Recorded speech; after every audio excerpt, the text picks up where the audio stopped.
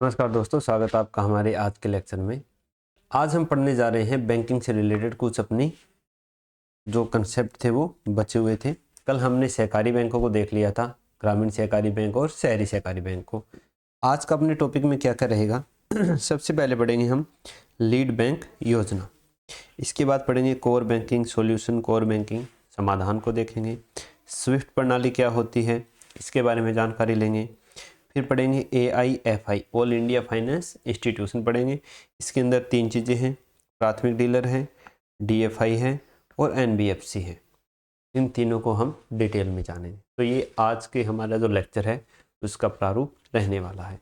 शुरुआत करते हैं लीड बैंक योजना से।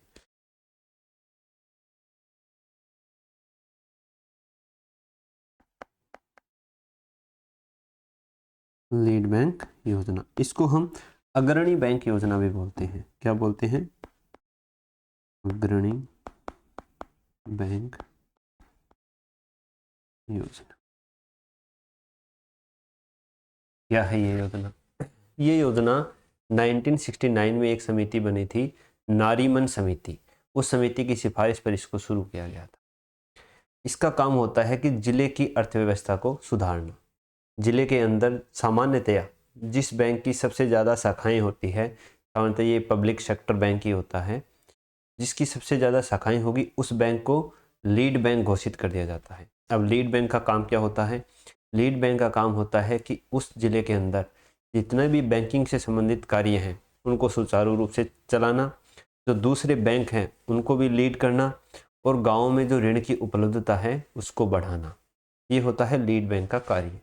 1989 में इसमें सेवा क्षेत्र उपागम को भी जोड़ा गया था, जिसके अंतर्गत हर शाखा को अपने आसपास के 15 से 20 गांव क्या कि सूचीबद्ध किए गए कि आप इस गांव के अंदर अपना काम है वो संचालित करेंगे। बैंक के जो भी प्रोग्राम आते हैं, कार्यक्रम आते हैं, उनके बारे में लोगों को अवगत कराएंगे।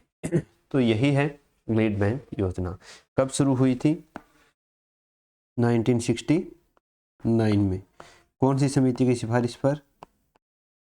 नारीमन समिति की सिफारिश पर। उद्देश्य क्या है इस योजना का? इस उद्देश्य है जिले की अर्थव्यवस्था सुधारना। क्या किया जाता है इसके अंदर? प्रत्येक जिले में एक बैंक को लीड बैंक घोषित किया जाता है। प्रत्येक जिले में एक बैंक को लीड बैंक घोषित किया जाता है।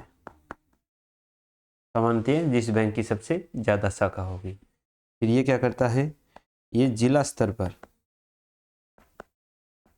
बैंकिंग प्रणाली है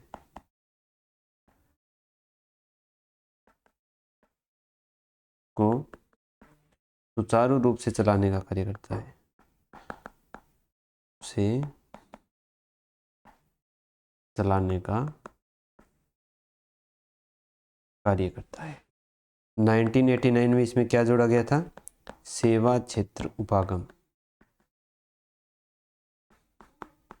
इसमें क्या होगा? इसमें प्रत्येक शाखा होगी बैंक की, उसके अंतर्गत 15 से 20 गांव आएंगे। गांव की सूची उस शाखा को दे दी जाएगी। उसमें वो क्या करेगा? उसमें वो उत्पादक ऋणों में वृद्धि करेगा। कौन से ऋणों में? उत्पादक ऋणों में वृद्धि करना और उत्पादन और आय स्तर के मध्य प्रभावी संबंध स्थापित करना। उत्पादन और आय स्तर के मध्य प्रभावी संबंध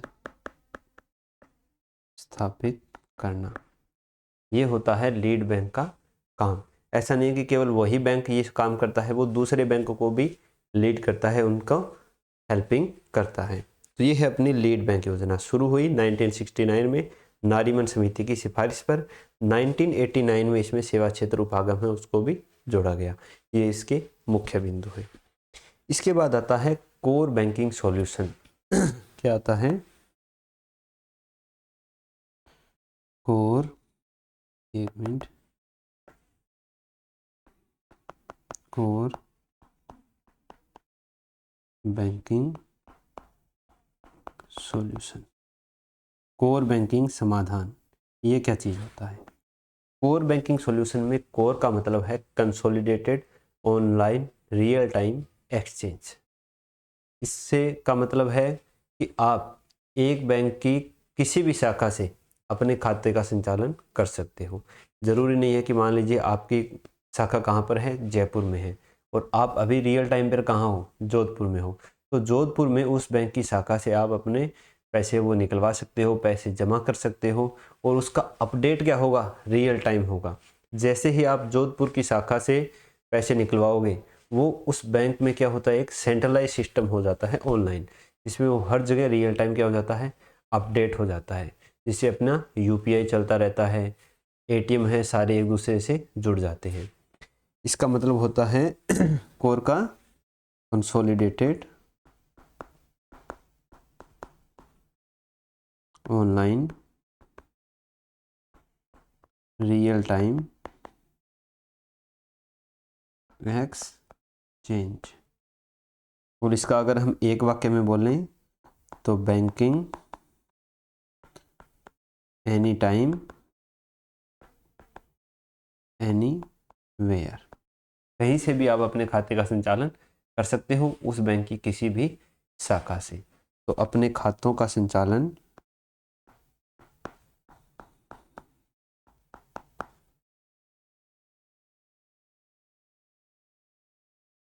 जो घरेलू शाखा है, घरेलू शाखा के साथ साथ बैंक की किसी भी शाखा से करना। ठीक है, ये ऑल इंडिया काम करता है। कोर बैंकिंग में consolidated online real time exchange, bank की किसी भी शाखा से अपने आप खाते का आप संचालन कर सकते हो। इसके बाद आती है स्विफ्ट प्रणाली, WIFT, स्विफ्ट प्रणाली। ये क्या होती है?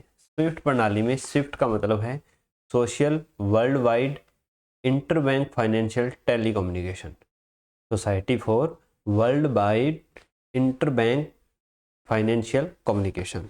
जो एक स्विफ्ट कोड होता है बैंकों में, आपको पता हो, अगर आपने कभी फ्रीलांसिंग वगैरह की हो, या यूट्यूब पर जो हम बनाते हैं अपना अकाउंट, उसमें जब उसका मोनेटाइजेशन होता है तो उसमें हमें स्विफ्ट कोड लगाना पड़ता है। यही स्विफ्ट प्रणाली है। स्विफ्ट कोड क्या होता है? इसके थ्रू कोई पैसा नहीं भेजा जाता है, बल्कि इसके थ्रू क्या भेजा जाता है, एक सीक्रेट मैसेज भेजा जाता है। किसको भेजा जाता है? मध्यस्थ बैंक को। जैसे इसकी पहले तो मैं फुल फॉर्म लिख देता हूँ, society for worldwide interbank financial telecommunication. ठीक है, मान लीजिए भारत में कोई बंदा है कै, उसको अमेरिका में कोई बंदा है खै, उसको पैसे भेजने हैं, तो बंदा कहाँ जाएगा? उसका खाता है SBI बैंक में, तो बंदा जाएगा SBI बैंक में, वो बोलेगा कि मेरे को $1000 है, वो खै को भेजने हैं जो अमेरिका में है। तो SBI फिर एक स्विफ्ट कोड जारी करेगा, जिसमें ये बताएगा मध्यस्थ बैंक को। किसको बताएगा? मध्यस्थ बैंक। जैसे सिटी बैंक हो गया, सिटी बैंक USA का ही है, ये मध्यस्थ बैंक है। मध्यस्थ बैंकों में क्या होता है, सभी बैंकों के अलग से अकाउंट भी होते हैं। तो SBI स्विफ्ट कोड जनरेट करके किसको बताएगा? मध्यस्थ बैंक को, कि $1000 हैं, वो किसको भेजने हैं? खै को भेजने हैं। खै का मान लीजिए अमेरिका में कोई बैंक है जिसको हम B बोल देते हैं, उसमें खाता है खै का, तो B बैंक को भेजने हैं। तो सिटी बैंक क्या करेगा, एसबीआई का जो उसका अकाउंट होगा उससे अभी वर्तमान में कितने चल रहा है, मान लीजिए 90 रुपये चल रहा है डॉलर, तो 90,000 रुपये डेबिट करके किसको भेज देगा, बैंक बी को $1,000। ठीक है, यहाँ से क्या होंगे 90,000 रुपये का निकाल जाएंगे और वो बी बैंक में चले जाएंगे, फिर बी बैंक से ख है वो $1,000 निकाल देगा। तो यहाँ पर एसबीआई ने पैसे नहीं भेजे बी बैंक को, एक कोड भेजा है मध्यस्थ बैंक को, उस कोड के माध्यम से एसबीआई के खाते से $1,000 कट गए और वो बी बैंक में जाकर जमा कर दिए मध्यस्थ बैंक ने, जिसको फिर ख ने निकाल लिया। यही होती है स्विफ्ट प्रणाली। मतलब कोई बैंक है उसके अगर विदेशों में भी धन प्रेषण करना है तो वहाँ पर भी ये स्विफ्ट कोड के माध्यम से किया जाता है। इससे क्या हो रहा है, सूचनाओं का आदान प्रदान, सूचनाओं का आदान प्रदान। और ये जो भारत का कोई बैंक है उसकी अगर विदेशों में शाखा है तो उसको जोड़ने का भी काम करता है। भारतीय बैंक की विदेश में स्थित शाखा से जोड़ना, किसके माध्यम से जुड़ेगा, स्विफ्ट प्रणाली के माध्यम से जुड़ेगा। तो ये हो गई स्विफ्ट प्रणाली। अब आता है अपना आज का जो मुख्य टॉपिक है वो, जिसका नाम है AIFI। AIFI ऑल इंडियन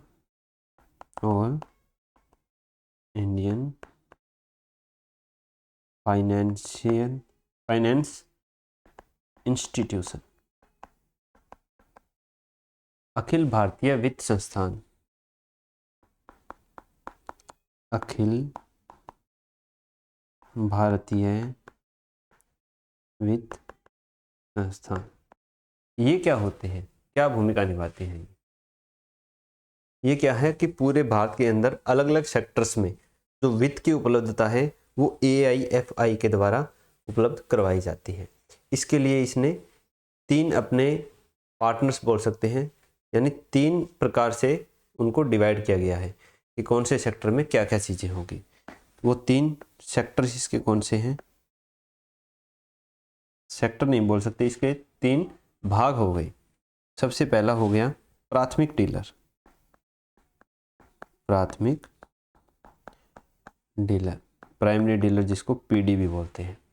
दूसरा हो गया DFI, डेवलपमेंट फाइनेंस इंस्टीट्यूशन, विकास वित्त संस्थान। और तीसरा है NBFC, non banking financial companies. प्राथमिक डीलर कौन होता है, प्राथमिक डीलर है वो कोई बैंक भी हो सकता है और कोई कंपनी भी हो सकती है। शुरू कब किया गया, ये शुरू 1995 में RBI के द्वारा किया गया, और ये RBI के अधीन ही क्या होते हैं, पंजीकृत होते हैं। काम क्या होता है इनका, इनका काम होता है कि RBI से सरकारी प्रतिभूति का क्रय करना और उनको बाजार में विक्रय करना। कौन से प्लेटफॉर्म के माध्यम से, ई-कुबेर प्लेटफॉर्म के माध्यम से। कार्य क्या है, RBI से सरकारी प्रतिभूति का क्रय करना और उन्हें बाजार में विक्रय करना। जैसे HDFC बैंक हो गया, बैंक ऑफ बड़ौदा हो गया, ये सारे क्या है, प्राथमिक डीलर के अंतर्गत आते हैं। लगभग सारे बैंक इसमें आते हैं। और कौन से प्लेटफॉर्म का उपयोग करते हैं, ये ई-कुबेर प्लेटफॉर्म का उपयोग करते हैं सरकारी प्रतिभूतियों के क्रय विक्रय के लिए। ये ई-कुबेर प्लेटफॉर्म है, उसमें क्या होते हैं, रजिस्टर्ड होते हैं। तो प्राथमिक डीलर कौन है, कोई भी बैंक या कंपनी हो सकता है। 1995 में RBI के द्वारा शुरू किया गया था और काम है इनका RBI से सरकारी प्रतिभूति का क्रय करना और उसको बाजार में विक्रय करना। तो ये हो गया हमारा प्राथमिक डीलर। अब देखते हैं DFI, development finance institutions. DFI, development finance institution, विकास वित्त संस्थान, क्या बोलेंगे हिंदी में इसको, विकास वित्त संस्थान। विकास वित्त संस्थान का क्या काम होता है? ये जो आधारभूत संरचना में ऋण देने का काम करते हैं, जो आधारभूत संरचना से संबंधित परियोजनाएं होती है, जैसे कोई बड़े बड़े पुल बनाना, कोई बंदरगाह बनाना, उसके अंदर ये ऋण देते हैं। तो ये अलग से क्यों बनाए गए हैं? अलग से इसको इसलिए बनाया गया है क्योंकि जो सामान्य वाणिज्यिक बैंक हैं वो इन परियोजनाओं में ऋण देने से बचते हैं। क्यों बचते हैं? इसके दो कारण हैं कि जो भी ये बड़ी परियोजनाएं होती है, एक तो उनकी अवधि क्या होती है? लंबी होती है। अवधि लंबी होती है तो दीर्घकालिक लोन चाहिए, ठीक है। दूसरा, इन लोन में है वो एनपीए होने की संभावना क्या रहती है? ज़्यादा रहती है। क्यों? क्योंकि जब तक परियोजना पूरी नहीं होगी तब तक सरकार उसको, कॉन्ट्रैक्टर को क्या नहीं देगी? पैसे नहीं देगी, भुगतान नहीं करेगी। और जब तक भुगतान उसको नहीं करेगी तब तक वो बैंक को भुगतान नहीं कर पाएगा। तो इसमें जो डूब लागत है, जिसको हम संकन कॉस्ट बोलते हैं, वो बहुत ज़्यादा होती है। तो एक तो दीर्घकालिक होता है, दूसरी इसमें डूब लागत भी बहुत ज़्यादा होती है। मान लीजिए किसी कॉन्ट्रैक्टर ने लोन दिया कि गंगा के ऊपर 2 किलोमीटर लंबा पुल बनाना है 50 करोड़ रुपए में। अभी 1 करोड़ रुपए ही उसने, 1 किलोमीटर लंबा पुल ही बनाया था, लेकिन 50 करोड़ रुपए उसके क्या हो गए? ख़त्म हो गए। तो ऐसा तो नहीं है कि वो उस पर टोल बना सकता है या और कोई करके वहाँ से पूंजी जुटा लेगा, क्योंकि आधा ही पुल बना है, ना उसको सरकार से रुपए मिलेंगे। तो इसमें क्या है, और जब तक परियोजना पूरी नहीं होगी तब तक सरकार उसको भुगतान नहीं करेगी। तो वो क्या है, एक तरह से जो लोन है वो एनपीए होने के चांसेस हो जाते हैं। इसलिए जो सामान्यतः वाणिज्यिक बैंक हैं वो इन क्षेत्रों में लोन देने से क्या होते हैं? बचते हैं। उसके लिए इन क्षेत्रों में लोन देने के लिए किसकी स्थापना की गई? DFI, development finance institution.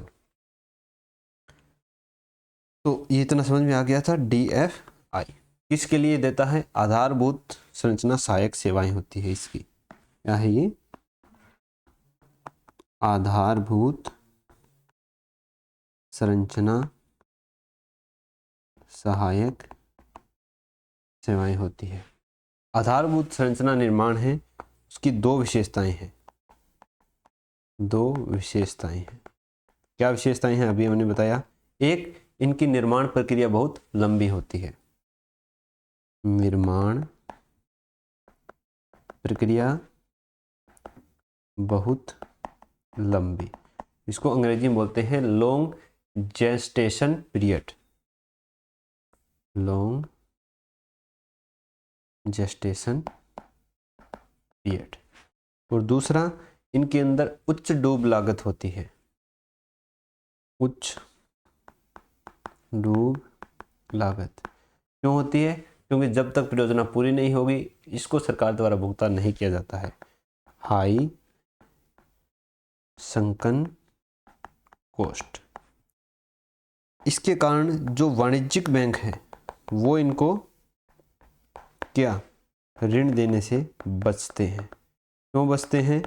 क्योंकि उनमें एएलएम की समस्या है वो बहुत ज़्यादा है। कौन सी समस्या है? एएलएम की समस्या है, वो बढ़ जाती है। एएलएम की समस्या क्या होती है इसको हम 10-15 मिनट बाद समझेंगे।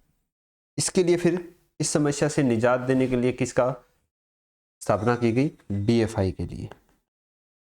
तो DFI क्या होती है? वे विशेष सरकारी संस्थाएं हैं जो आर्थिक विकास के लिए पूंजी गहन परियोजनाओं को दीर्घकालिक ऋण उपलब्ध कराती है, जो व्यावसायिक बैंक है उसमें जोखिम लेने से बचते हैं। DFI के हो गए वे सरकारी वित्तीय संस्थाएं, वे वित्तीय सरकारी संस्थाएं हैं जो क्या करती है? पूंजी गहन परियोजनाओं के लिए, पूंजी गहन परियोजनाओं को दीर्घकालिक ऋण की उपलब्धि कराती है। दीर्घकालिक ऋण उपलब्ध करवाती है जो वाणिज्य बैंक उन्हें देने से बचते हैं। ये होता है DFI। काम ये पुनर्वित्त का कार्य करते हैं। रीफाइनेंशियल ऑर्गेनाइजेशन है। डायरेक्टली किसी को उधार नहीं देते हैं, प्रत्यक्ष उधार नहीं देते हैं, पुनर्वित्त का काम करते हैं। जो दूसरे बैंक है, दूसरी वित्तीय संस्थाएं हैं, इनको DFI उधार देते हैं। वो आगे फिर क्या देते हैं? प्रत्यक्ष उधार देते हैं। जैसे DFI में एक आता है 6 विकास बैंक है, जिसमें से एक नाबार्ड है। तो कल के लेक्चर में हमने देखा था कि जो ग्रामीण सहकारी बैंक हैं उनमें जो राज्य सहकारी बैंक है उसको वित्त कौन देता है? नाबार्ड देता है। जो सकार डीबी है उसको वित्त कौन देता है? नाबार्ड देता है। तो ये क्या है? डीएफआई पुनर्वित्त संस्थाएं हैं, डायरेक्टली किसी को उधार नहीं देगी। किसको देगी? जो दूसरे बैंक होंगे और जो दूसरी वित्तीय संस्थाएं हैं जो ऋण उपलब्ध करवाती है उनको ये पैसे देगी, वो फिर आगे क्या देंगे? प्रत्यक्ष उधारी देंगे।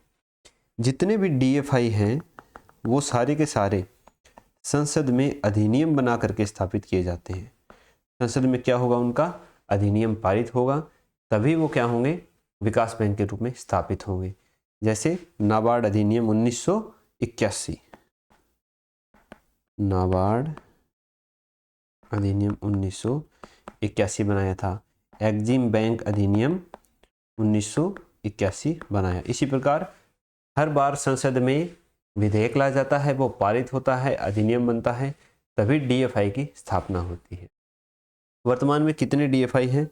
वर्तमान में 6 डीएफआई हैं। कितने? 6 डीएफआई हैं। कौन से हैं? सबसे पहला आता है आईएफसीआई, जो सबसे पहले बना था। दूसरे नंबर पे क्या आता है? EXIM bank, EXIM bank. तीसरे पर क्या है? नाबार्ड। चौथे पर क्या है? एनएचबी। पांचवें पर किसका किया गया? सिडबी। और छठे पे क्या है जो अभी लेटेस्ट बना है 2022 में जो स्थापित हुआ है? NABFID।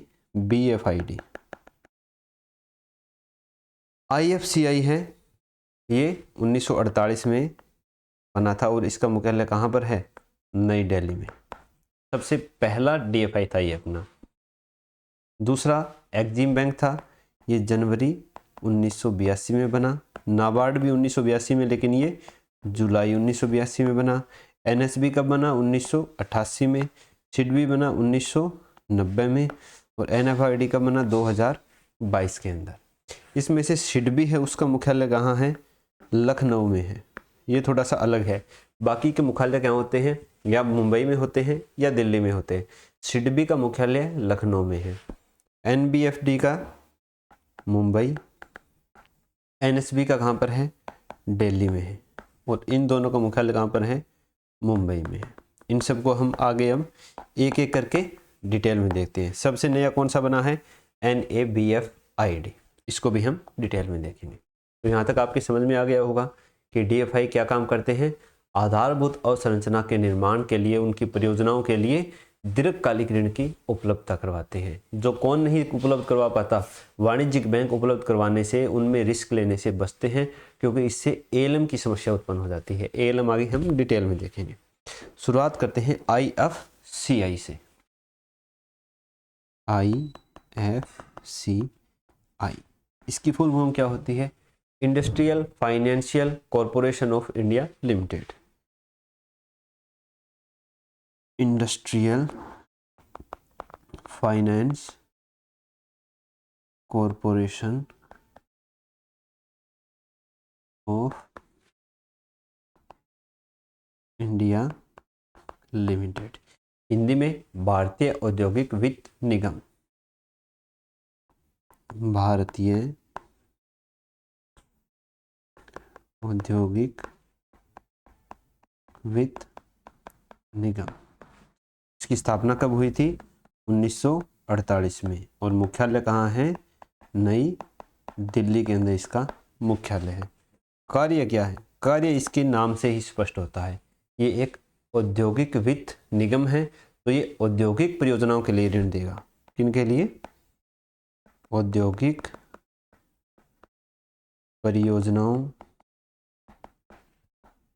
के लिए ऋण देगा। और अगर कोई मशीनों का क्रय किया जाता है विदेशों से, तो उसके लिए व्यवस्था करता है। यानी विदेशी उधार किससे संबंधित? किसी मशीन से संबंधित, मशीन या तकनीक से संबंधित जो उधार है, जो उसके लिए ऋण उपलब्ध कौन कराता है? IFCI करवाता है। 1948 में इसको बनाया गया था। मुख्यालय नई दिल्ली में है। पूरा नाम है इसका भारतीय औद्योगिक वित्त निगम। तो IFCI के बाद कौन सा बना था? Exim bank, EXIM, Exim bank. Exim bank की फुल फॉर्म क्या है? Export import bank of India. Export किससे बन गया? EX से एक्सपोर्ट, IM से import, import bank of India. निर्यात आयात भारतीय बैंक। ठीक है, इसका क्या काम होगा? इसका काम भी हम इसके नाम से समझ सकते हैं कि ये भारतीय आयातकों और निर्यातकों के संदर्भ में प्रमुख वित्त संस्थान है। भारतीय आयातकों और निर्यातकों के संदर्भ में प्रमुख वित्त संस्थान है। कब बनाया गया था इसको? ये बनाया गया था 1982 में इसकी स्थापना हुई थी। इसके लिए एक्जिम बिल लाया गया था 1981 के अंदर। उसके आधार पर इसकी 1982 में स्थापना हुई। मुख्यालय कहाँ है? मुंबई में। उद्देश्य क्या है इसका? एक्जिम बैंक को स्थापित करने का उद्देश्य क्या था कि भारतीय निर्यातकों को ऋण उपलब्ध करवाना है, उन्हें गारंटी उपलब्ध करवाना और लाइन ऑफ क्रेडिट देकर वैश्विक प्रतिस्पर्धा में मजबूत करना। ये थी एक्जिम बैंक की उद्देश्य। उद्देश्य क्या हो गए इसके? भारतीय निर्यातकों को ऋण देना,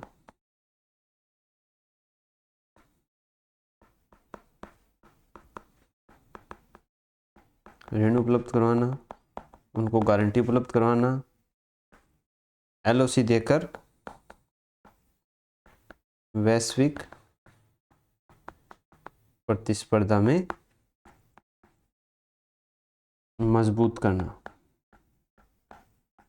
ठीक है, तकनीक और मशीनरी के आयात को सुनिश्चित करना, उनके लिए वित्तीय व्यवस्था करना। किसका आयात? तकनीक और मशीनरी का आयात। ये इसके उद्देश्य थे। काम क्या करता था? काम था इसका सरकार जो विदेशी है, विदेशी बैंकों को भी उधार देने का काम करता था। दूसरा, जो SME निर्यातक हैं,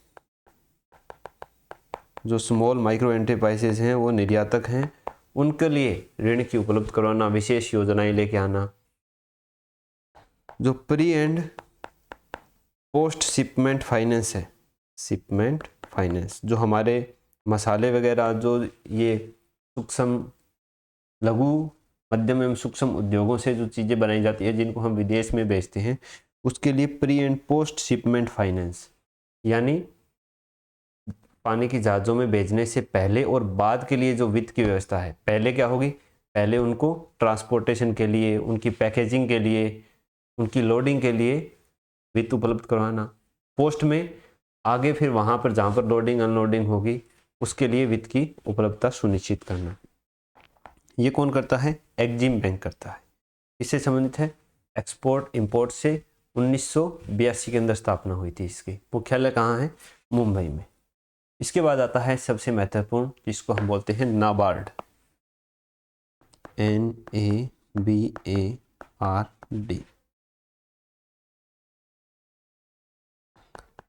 फुल फॉर्म है इसकी national bank for agriculture and rural development.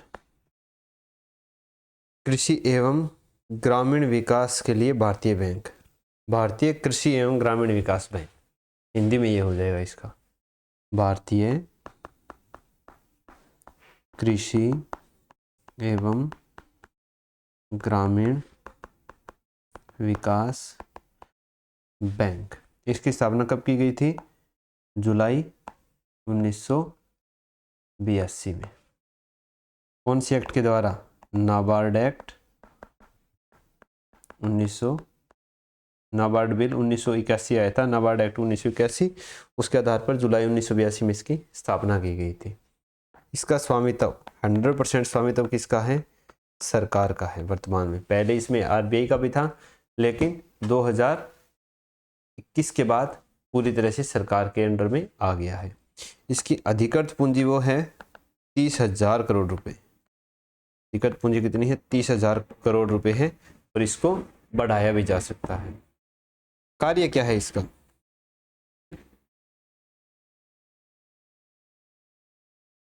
एक कार्य है इसका कि विभिन्न वित्तीय संस्थाएं हैं उनको पुनर्वित्त उपलब्ध करवाना। जैसे ये किसको देता है? सहकारी बैंकों को पुनर्वित्त उपलब्ध करवाता है, आरआरबी को पुनर्वित्त उपलब्ध करवाता है, ग्रामीण अवसंरचना है जैसे सिंचाई हो गई, सड़क हो गई, भंडारगृह हो गए, उनके लिए ये ऋण उपलब्ध करवाता है, एमएसएमई है उसके लिए ऋण उपलब्ध करवाता है। तो ये एक प्रकार से पुनर्वित्तीय संस्था है जो प्रत्यक्ष रूप से उधारी नहीं देती है, बल्कि वित्तीय संस्थानों और बैंकों को वित्त उपलब्ध करवाती है जो आगे प्रत्यक्ष उधार देते हैं। कब स्थापना हुई? 1982 में, जुलाई में, 12 जुलाई 1982 को। मुख्यालय कहाँ है? इसका भी मुख्यालय मुंबई में है। ठीक है, ये हो गया नाबार्ड। नाबार्ड के बाद है एनएचबी, राष्ट्रीय आवास बैंक, नेशनल हाउसिंग बैंक, यानी राष्ट्रीय आवास बैंक। इसकी स्थापना कब हुई? 1988 में हुई थी। कौन सी एक्ट? एनएचबी एक्ट 1987 के आधार पर। इसका मुख्यालय कहाँ है? इसका मुख्यालय है नई दिल्ली में। इसका स्वामित्व किसके पास है? इसका स्वामित्व 100% आरबीआई के पास है। नाबार्ड का 100% सरकार के पास, नेशनल हाउसिंग बैंक का आरबीआई के पास है 100%। ये दोनों चीज़ें हमें याद रखनी है। उद्देश्य इसके क्या है? उद्देश्य रट्टा मारने वाले हैं, समझने वाली कोई चीज़ें नहीं है। स्वस्थ, व्यवहार्य और लागत प्रभावी आवास वित्त प्रणाली विकसित करना। स्वस्थ, व्यवहार्य और लागत प्रभावी आवास वित्त प्रणाली विकसित करना। इसके बाद में आवास ऋण को अधिक किफायती बनाना। आवास ऋण को अधिक किफायती बनाना। जो हाउसिंग फाइनेंस कंपनी है उनका विनियमन और पर्यवेक्षण करना। जो हाउसिंग फाइनेंस कंपनी है उनका विनियमन और पर्यवेक्षण करना। ये सारे क्या है? इसके कार्य है। नेशनल हाउसिंग बैंक स्थापना कब हुई? 1988 में। 100% स्वामित्व आरबीआई का, मुख्यालय नई दिल्ली में। ये दो ही चीजें मेन है, एक स्वामित्व और एक स्थापना। इसके बाद आता है सिडबी।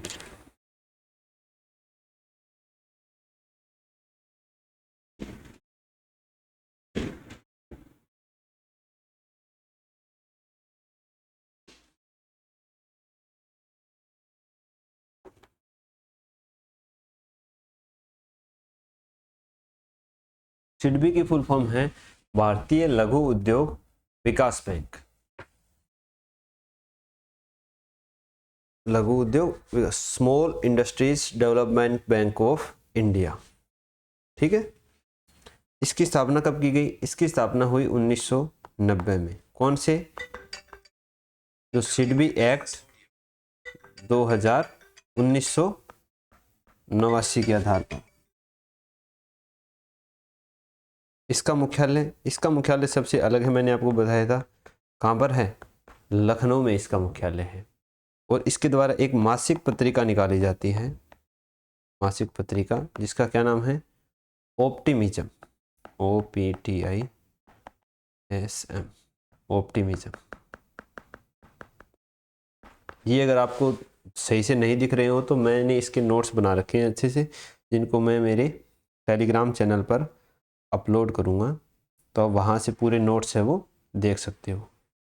ये देख लीजिए, NBFC, ALM, CDB, ये मैंने सब बना रखे हैं।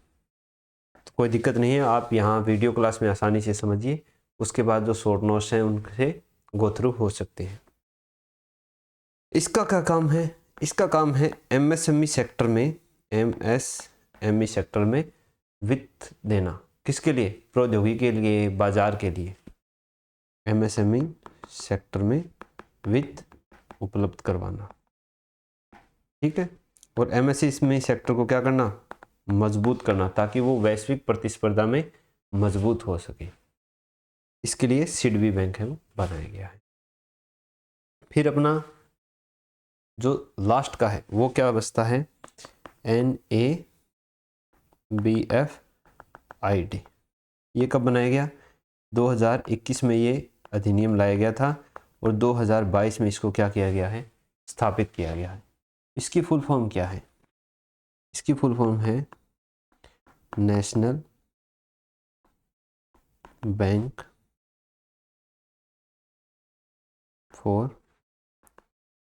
फाइनेंशियल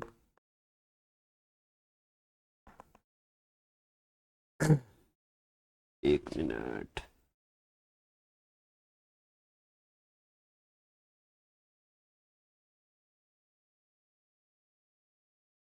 ये देखना पड़ेगा। एक मिनट,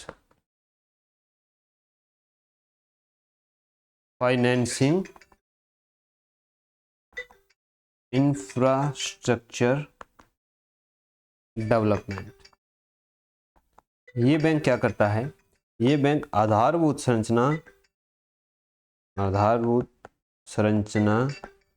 परियोजना में दीर्घकालिक ऋण है वो उपलब्ध करवाता है। सॉरी यार, बार बार फोन आ रहा है यार, तो साइलेंट ही कर देता हूँ,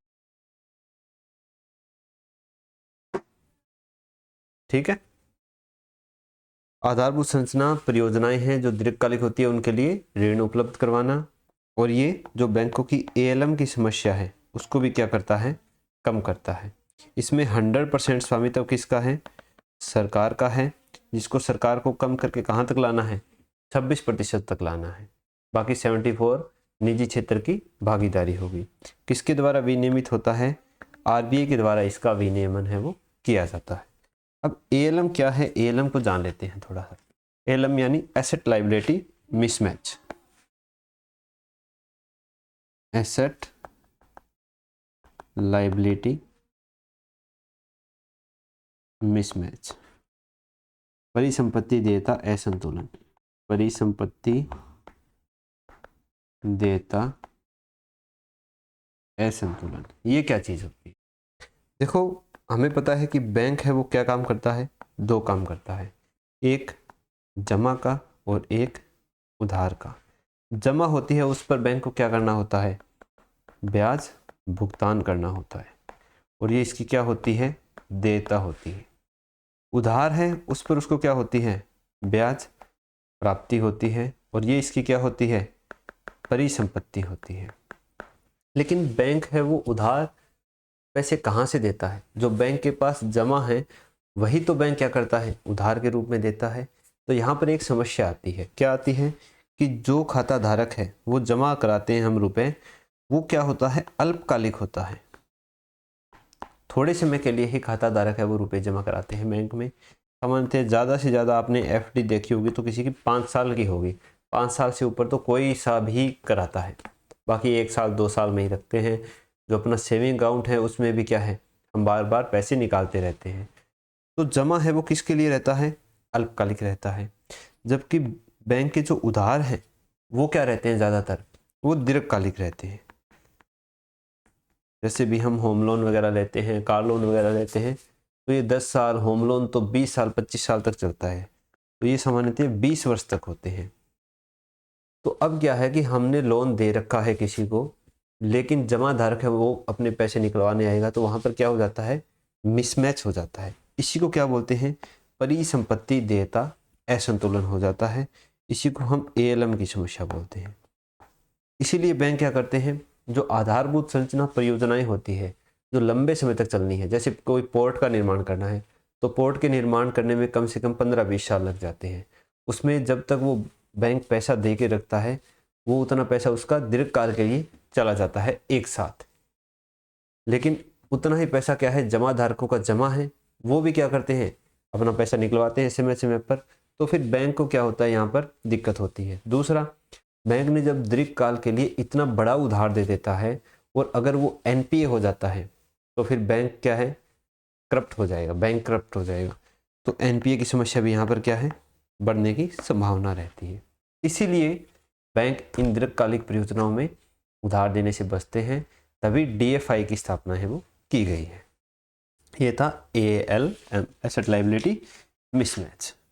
अब अपना आज का लास्ट टॉपिक देखते हैं जो क्या है NBFC, non banking financial company. NBFC क्या होती है, एक कंपनी होती है, यानी वे कंपनी जो क्या है सबसे पहले तो जो भारतीय होनी चाहिए, भारतीय कंपनी होनी चाहिए। दूसरा, वो हमारे कंपनी अधिनियम 1956 और कंपनी अधिनियम 2013 में क्या होनी चाहिए पंजीकृत होनी चाहिए। और तीसरा, उसका एनओसी, एनओसी का मतलब नो ऑब्जेक्शन सर्टिफिकेट नहीं, नेट ओवन कैपिटल है, कितनी होनी चाहिए 2 करोड़ या 2 करोड़ से ज़्यादा होनी चाहिए, कम से कम 2 करोड़ रुपए होने चाहिए, तभी हम उसको एनएमबीएफसी है वो उसका पंजीकरण आरबीआई के द्वारा किया। आरबीआई के द्वारा एनबीएफसी, कुछ एनबीएफसी ऐसी होती है जिनका पंजीकरण आरबीआई के द्वारा विनियमित होती है, कुछ इरडा के द्वारा विनियमित होती है, कुछ सेबी के द्वारा विनियमित होती है, आगे देखेंगे। तो ये किसी भी एनबीएफसी के लिए 3 चीज़ें होना जरूरी है, भारतीय कंपनी होना जरूरी है, कंपनी अधिनियम 1956 और कंपनी अधिनियम 2013 में पंजीकृत होना जरूरी है, और उनकी एनओसी नेट ओन कैपिटल है वो 2 करोड़ से ज़्यादा होनी चाहिए। तो अब एनबीएफसी और बैंक में अंतर क्या होता है, क्योंकि एनबीएफसी है ये भी क्या काम करती है, ये जमा और उधार दोनों काम करती है ये भी। तो जमा और उधार तो बैंक भी करता है, तो एनबीएफसी और बैंक में क्या अंतर है आगे देखते हैं। इसको क्या है बैंक नहीं बोलते, इनको क्या बोलते हैं शैडो बैंकिंग बोलते हैं, शैडो बैंकिंग, हिंदी में बोले तो इसको प्रतिछाया बैंकिंग बोला जाता है। अब हम देखते हैं कि एनबीएफसी और बैंक है उसमें क्या अंतर होता है, यानी एनबीएफसी वर्सेज बैंक। दोनों को काम जमा और उधार स्वीकार करना है, लेकिन यहाँ पर सबसे बड़ा क्या है कि जो बैंक है वो मांग जमा और सावधि जमा दोनों स्वीकार करते हैं, लेकिन एनबीएफसी जो है वो केवल और केवल सावधि जमा स्वीकार करती है, और मैक्सिमम कितने वर्ष के लिए 5 वर्ष के लिए, ये 5 वर्ष है, ये क्या है मैक्सिमम है। मांग जमा एनबीएफसी में नहीं होते हैं। दूसरा, जो बैंक है उनका रेगुलेशन किससे होता है, उनका है banking regulation act 1949, banking regulation act 1949। जबकि एनबीएफसी किससे होगी, एनबीएफसी है वो कंपनी अधिनियम 1956 और 2013 में पंजीकृत होनी चाहिए, तो ये कंपनी अधिनियम के अंतर्गत क्या होती है विनियमित होती है, कंपनी अधिनियम से रेगुलेट होती है ये। तीसरी है कि बैंक है वो चेक और ड्राफ्ट दोनों जारी करता है, जबकि एनबीएफसी चेक और ड्राफ्ट जारी नहीं कर सकती है। कौन ले जाते रहो, बैंक है वो चेक और ड्राफ्ट दोनों जारी करता है, जबकि एनबीएफसी चेक और ड्राफ्ट जारी नहीं करते हैं। चौथा, जो बैंकों के एटीएम है वो ब्राउन लेबल एटीएम कहलाते हैं, जबकि एनबीएफसी के एटीएम है वो वाइट लेबल एटीएम कहलाते हैं। बैंक के एटीएम जो हैं वो क्या कहलाते हैं, sorry brown label ATM, brown label ATM, और एनबीएफसी के वाइट लेबल एटीएम। पहला वाइट लेबल एटीएम अपना कौन सा था, 2015 के अंदर टाटा कम्युनिकेशन के द्वारा लगाया गया था। कम्युनिकेशन, जिसका नाम क्या था, इंडिकैश, आपने सुना होगा तो। ठीक है, तो ये चार, तो ये अंतर आपको याद रखने हैं। कौन सा? बैंक मांग और सावधि दोनों, एनबीएफसी केवल सावधि। बैंक बैंकिंग रेगुलेशन एक्ट 1949 में, जबकि एनबीएफसी कंपनी अधिनियम से विनियमित होती है। तीसरा, बैंक चेक और ड्राफ्ट दोनों जारी करता है, जबकि एनबीएफसी चेक और ड्राफ्ट जारी नहीं कर सकती है। बैंक है वो, उसका एटीएम ब्राउन लेबल एटीएम कहलाता है, एनबीएफसी वाला वाइट लेबल एटीएम होता है, जो सबसे पहले 2015 में टाटा कम्युनिकेशन ने लगाया था, जिसका नाम था इंडिकैश। इसके बाद में 5वें नंबर पर है कि जो बैंक में जमा होती है अपनी, वो DICGC, इसके द्वारा क्या होती है, बीमित होती है। अब जो अपनी बैंकिंग का पहला लेक्चर था, सॉरी आरबीआई का पहला लेक्चर था, उसमें हमने DICGC की फुल फॉर्म देखी थी। अगर आपने वो लेक्चर देखा है, आपको याद है, तो आप कमेंट बॉक्स में इस DICGC की फुल फॉर्म लिख के मेरे को बताना। जबकि एनबीएफसी है, उसमें किसी भी प्रकार का इस प्रकार का बीमा नहीं होता है। DICGC कितने लाख तक का बीमा करता है, 5 लाख तक का बीमा करता है। प्रीमियम का भुगतान कौन करता है, प्रीमियम का भुगतान बैंक द्वारा किया जाता है, ना कि ग्राहक के द्वारा। छठा क्या है कि सारे बैंक हैं ये CRR और SLR ये मेंटेन करते हैं, जबकि NBFC है वो CRR मेंटेन नहीं करती है, लेकिन अपनी जो टोटल उनकी सावधि जमा है उसका 15% SLR के रूप में रखती है। बैंक CRR SLR भी आपने पढ़ा होगा। CRR कहाँ जमा होता है, RBI में, SLR बैंक के अंदर ही। डिटेल में देखने के लिए RBI वाली वीडियो देख लेना। NBFC केवल SLR रखती है 15% अपनी सावधि जमा का। 7वां, बैंक जो है वो केवल सरकारी प्रतिभूति में निवेश कर सकते हैं। बैंक शेयर बाजार में निवेश नहीं कर सकते, लेकिन NBFC है ये सरकारी प्रतिभूति में और साथ के साथ शेयर बाजार में भी निवेश कर सकती है। बैंक है उसमें FDI की सीमा कितनी है, 74% है, जबकि NBFC में ये कितनी हो सकती है, 100% तक हो सकती है।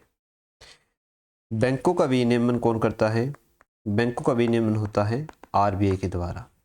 अब NBFC कितनी होती है, सामान्यतः 3 प्रकार की होती है, जिसमें जो NBFC जमा स्वीकार करती है उसका विनियमन किसके द्वारा होता है, RBI के द्वारा। जो कोई म्यूचुअल फंड कंपनी होगी, म्यूचुअल फंड कंपनी, उसका विनियमन कौन करेगा, उसका विनियमन करेगा सेबी के द्वारा। और कोई अगर बीमा वाली कंपनी होगी, इंश्योरेंस वाली कंपनी होगी, यानी बीमा कंपनी वाली NBFC होगी, इसका विनियमन कौन करेगा, IRDA के द्वारा किया जाएगा। IRDA की full form insurance regulatory development authority, यहाँ देता हूँ मैं, insurance regulatory development authority. Hindi में इसका क्या नाम है, बीमा नियामक विकास प्राधिकरण। क्या है, बीमा नियामक विकास प्राधिकरण। कब बनाया गया था इसको, 2000 में, वर्ष 2000 में इसकी स्थापना हुई थी। उसका मुख्यालय कहाँ पर है, मुख्यालय है इसका हैदराबाद में। तो ये है NBFC 3 प्रकार की है, जमा वाली को RBI करेगा, म्यूचुअल फंड वाली को सेबी करेगा, बीमा कंपनी है तो IRDA के द्वारा की जाएगी। तो ये अपने आज के टॉपिक कंप्लीट होते हैं। अब मार लेते हैं इनका थोड़ा सा हम रिवीजन। तो रिवीजन के अंदर सबसे पहले हमने क्या देखा, सबसे पहले देखा हमने लीड बैंक योजना कब शुरू हुई, 1969 में नारीमन समिति की सिफारिश पर किसी एक बैंक को जिला स्तर पर लीड बैंक घोषित किया जाएगा। 1989 में इसमें सेवा क्षेत्र उपागम को जोड़ दिया गया। इसके बाद कोर बैंकिंग सॉल्यूशन, कोर की फुल फॉर्म है consolidated online real time exchange. एक बैंक की किसी भी शाखा से आप अपने बैंक खाते का संचालन कर सकते हो, रियल टाइम अपडेट होता है, सेंट्रलाइज सिस्टम होता है। इसके बाद आती है स्विफ्ट प्रणाली। स्विफ्ट की फुल फॉर्म है society for world wide inter bank financial telecommunication. इसमें क्या है, एक मैसेज भेजा जाता है, पैसे कौन भेजता है, मध्यस्थ बैंक भेजता है। किसी बैंक की शाखा अगर विदेश में स्थित है तो उनके मध्य सूचनाओं का आदान प्रदान स्विफ्ट प्रणाली के माध्यम से किया जाता है। इसके बाद आता है AIFI, all India finance institution, अखिल भारतीय वित्त संस्थान। इसके अंदर 3 आते हैं, प्राथमिक dealer, DFI development financial institution और NBFC। प्राथमिक डीलर में सामान्यतः सारे बैंक आते हैं, कोई कंपनी भी हो सकती है। 1995 में RBI के द्वारा इसको शुरू किया गया था।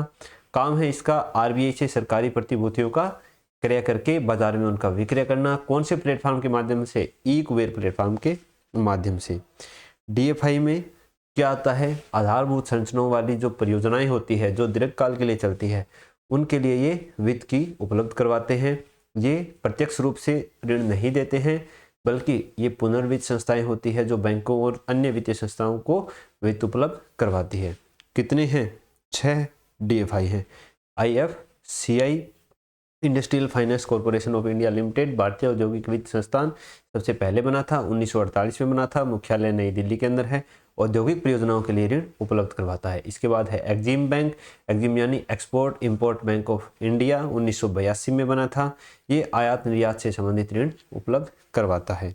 इसके बाद है NABARD, national bank for agriculture and rural development, कब बना था, जुलाई 1982 में बना था। 100% स्वामित्व किसका है, सरकार का है, ठीक है। सिडबी में किसका है, सिडबी में 100% स्वामित्व RBI का है, NHB में सॉरी, ठीक है।